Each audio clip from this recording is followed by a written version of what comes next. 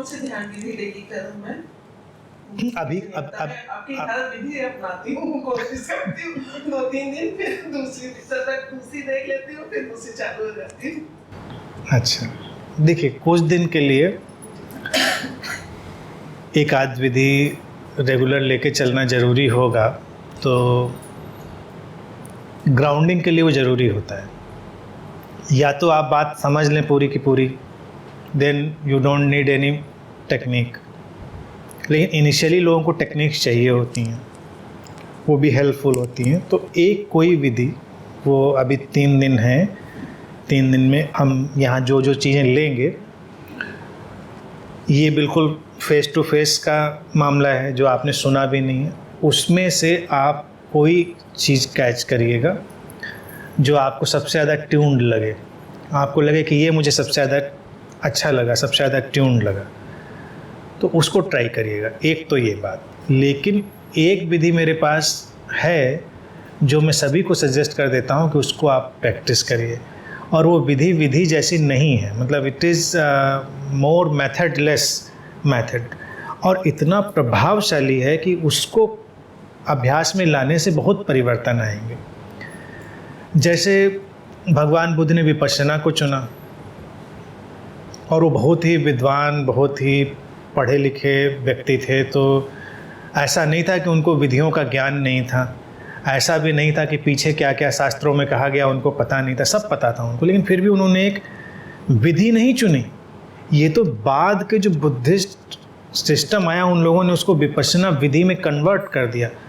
उनका था कि अवेयरनेस टुवर्ड्स लाइफ फोर्स, जीवन के प्रति एक बस पूरी होशपूर्ण दृष्टि, जो सांसों से शुरू होगी लेकिन पूरी ज़िंदगी पे फैल जाएगी।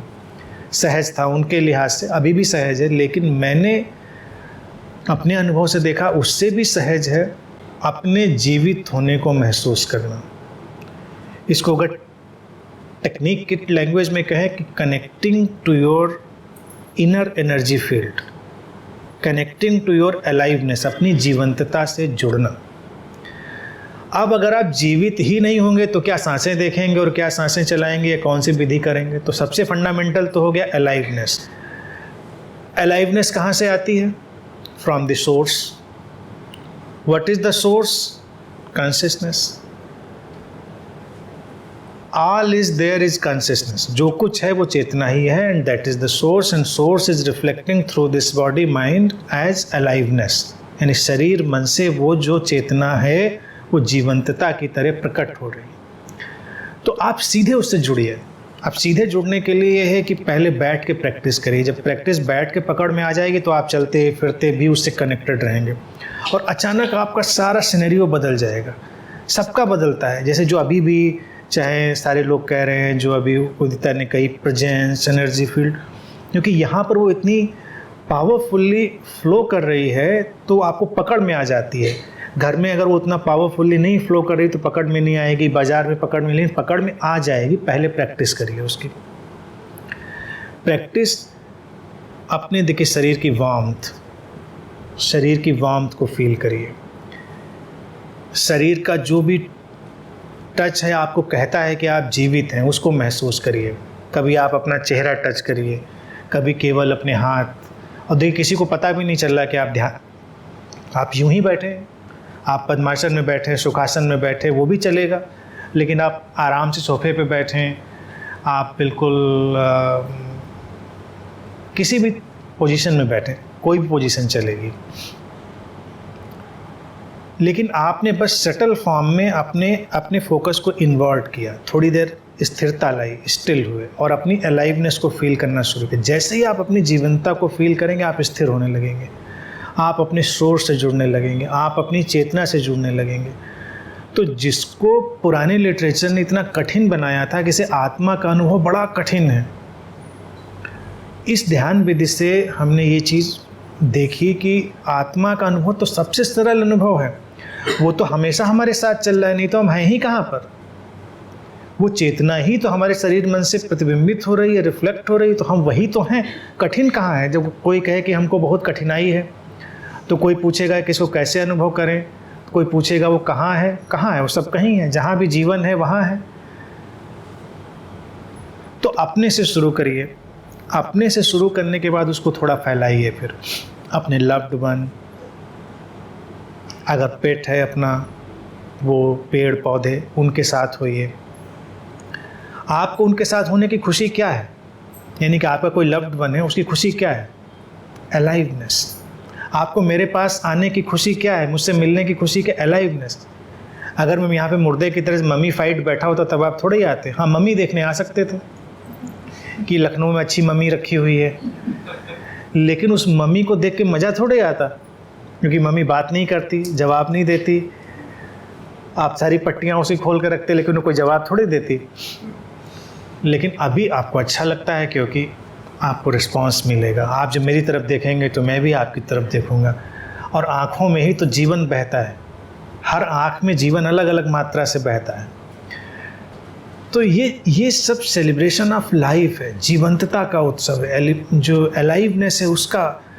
तो अपने से शुरू करके फिर अपने लव्ड वन पे जाइए। लव्ड वन से आप इसलिए नहीं जुड़े हैं क्योंकि ये कोई रिश्ता बना है, ये कोई कन्वीनियंस है, ये कोई कंफर्ट है, ये कुछ।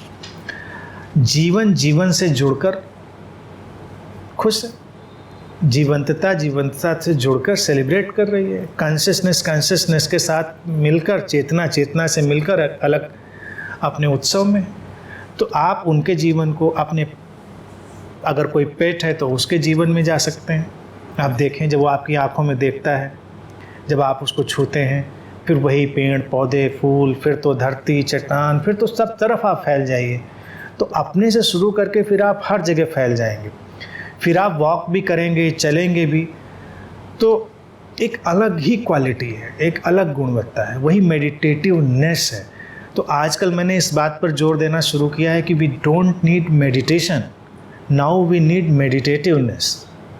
मेडिटेशन का टाइम ओवर, कोई ज़रूरत नहीं, मेडिटेटिवनेस। तो ये क्वालिटी ऐड हो गई।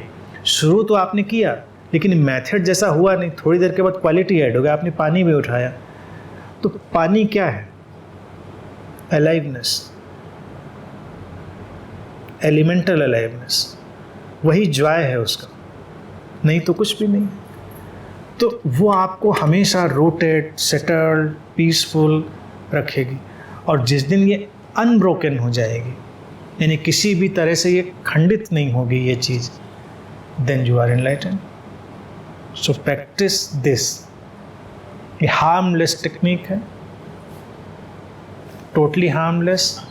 कोई इसमें रिचुअल नहीं है, कोई कर्मकांड नहीं है, कोई समय की बाध्यता नहीं है।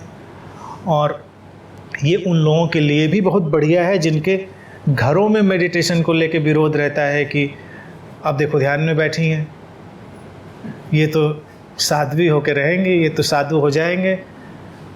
तो आप टीवी चलने दीजिए, टीवी देखिए और बस अपनी साइट को इन्वर्ट कर लीजिए। कभी करके देख कितना मज़ा आता है। आप उधर जा रहे हैं तो आपकी एनर्जी बाहर की तरफ भाग रही है, आप डिप्लीटेड हो जाते हैं, आप बस पीछे लौट आइए। चलने में हमने कोशिश की, 3 दिन पहले आपने वीडियो डाला। देखिए, बुद्धा ने भी जब एक दिया था, जिसको आप लोगों ने टर्मिनोलॉजी दे दी है संक्रमण विपश्यना, तो वो ये सब कुछ तरीका टेक्नोलॉजी नहीं कह रहे थे, वो कह रहे थे अलाइवनेस। उसमें चलने में प्रसाद पूर्ण हो जाता है। बिल्कुल, एग्जैक्टली। ऐसा लगता है कि जैसे पंख से लगता है। एग्जैक्टली। हालांकि वो थोड़े से दूर आधा किलोमीटर जाके फिर वो एग्जैक्टली कहीं भी देखिए, कहीं भी जैसे ही आप इस चीज़ को ऐड करेंगे, लाइफ की क्वालिटी बदल जाएगी, जीवन की गुणवत्ता बदल जाएगी। ये फाउंडेशनल है। तो और पकड़ना बहुत आसान है, इसको पकड़ना कठिन नहीं है। आप इसको बहुत आसानी से पकड़ सकते हैं। आप कहीं भी चले जाइए, आप नदी के पास जाइए, नदी को देखिए, तो नदी को देखने में जॉय क्या है? उसके फ्लो का, उसकी अलाइवनेस का। इंग्लिश में जैसे हिंदी के वर्ड में कहता हूँ बड़े खूबसूरत है, तो इंग्लिश में भी एक वर्ड बड़ा खूबसूरत तमाम है। जैसे एक ये भी मुझे अच्छा लगता है, फ्लावर। तो why flower is beautiful? Because it is in flow. Flow से फ्लावर बनता है। It is in flow, it is not static, in the flow. तो whenever you see a flower, you are in the flow of life. That's why there is beauty. फूल को देखने में खूबसूरती क्या है? उसकी बनावट की नहीं है, ज़िंदगी बह रही है उसमें। वो ज़िंदगी, किसी खूबसूरत चेहरे को देखने का जॉय क्या है? वो शीशे में सजाने के लिए थोड़ा ही है, काट के सिर सजा लीजिए फिर देखिए कितना खूबसूरत लगता है। लोग कोशिश करते हैं ऐसी, लेकिन किसी खूबसूरत चेहरे का भी जो जॉय है, वो खूबसूरती यही है कि चेहरा तभी सबसे ज़्यादा खूबसूरत होता है जब सबसे ज़्यादा फ्लो में होता है।